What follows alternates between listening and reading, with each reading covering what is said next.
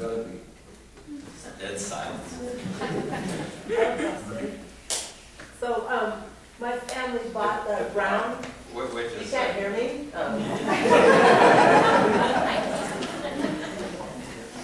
Thank you. Hello. So, my family bought the brown ranch up on 128, which borders the Cooley Ranch. Yes, Do yes. you remember those Now owned guys? by the Ruffs. Yeah, that's us. Oh. So, what do you remember about those guys? Before that, it was the McPherson place. And the Brown was a fellow from Santa Rosa, as I recall. And I don't remember that they ever lived on the ranch. They came and went, and mostly they ran sheep on the ranch, and I don't know who the tenant was, but they had a similar tenant for years, because we always had a fence to be fixed. Right. You know, the common boundary. We still do. That fence, we acquired the Matthews Ranch, which joins it, and in 1946, and that one piece of fence was there then, and it didn't look very good then. Crawford, how many head of sheep did you run on Cooley Ranch? Well, between the size of the ranch now, we ran about 8,000 ewes, and one reason it got bigger than I think my father originally intended was the price of wool was not very tough to negotiate, particularly during the Depression. But he found out that if he had if he could produce a carload of wool, which was 40,000 pounds, as I remember, then he could deal with a wool buyer. The wool buyer really wanted to deal with one person with 40,000 pounds. So that's why the ranch got as big as, or not as big as it is today, but it began to grow in size. The interesting story on the wool business was in 1932, the price of wool was 9 cents.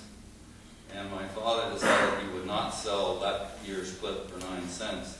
So he pulled it over to the next year, and he sold both clips for 7 cents.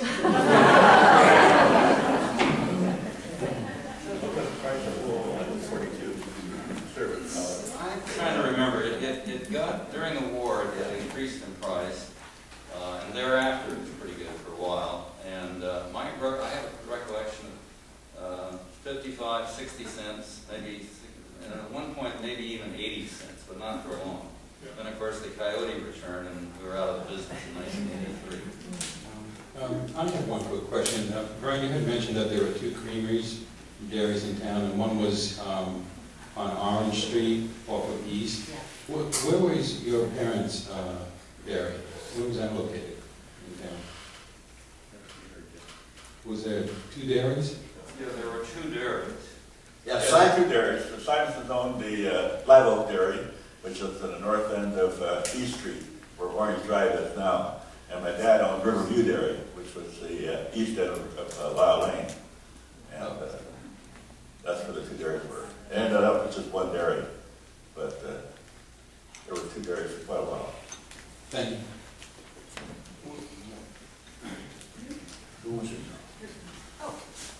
Were any of you gentlemen involved in the lumber industry at any point in your lives? No. We sold a lot of trees. But we're not Well, I think Bruce's family was. I'd like to ask a question about the sheep farmer. What was the diet of those sheep besides legumes and grass? That's a lot of fodder to feed. Alfalfa pellets. Alfalfa pellets. Yeah. That was the primary. Yes. A lot of high protein. Thank you.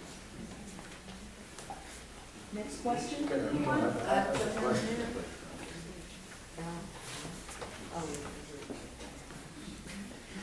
Do any of your children still live in town? All of you, really? I have never lived in Cloverdale. Except summers. We've done all of our summers here at the ranch at Cloverdale or with my grandmother or my Aunt Myrtle.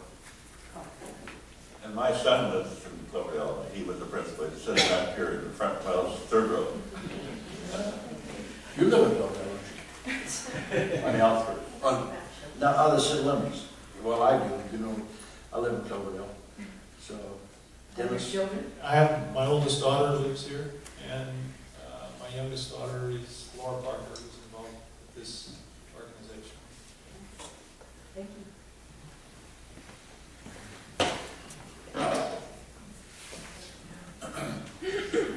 My question was, you talked about Simonson owned the other dairy. Was that Walt Simonson? That was Walter, yeah. His brother was, but they weren't partners. Marion Simonson owned the dairy. And the reason, he went in service in 42. That's when he started to sell it mixed over. What is it at that? Any more questions? I have one. This is pretty much a self-serving question, but what did the reveille bring to this community?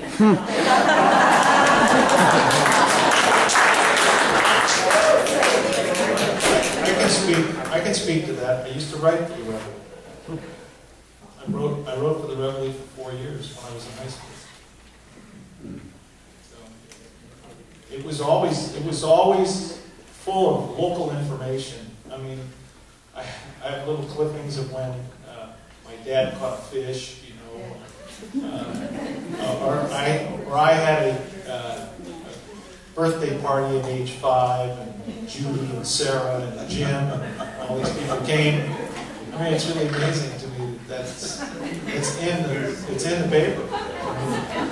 It's just terrific. I think the Reveille has been the backbone of the communication within the town. I've subscribed to it for years and years. You mail it to me. Wonderful. Yeah, I was in Vietnam, and I got the Reveille when I was in Vietnam. It was supplied by the Reveille. I didn't subscribe to it. They sent it to me. Wow.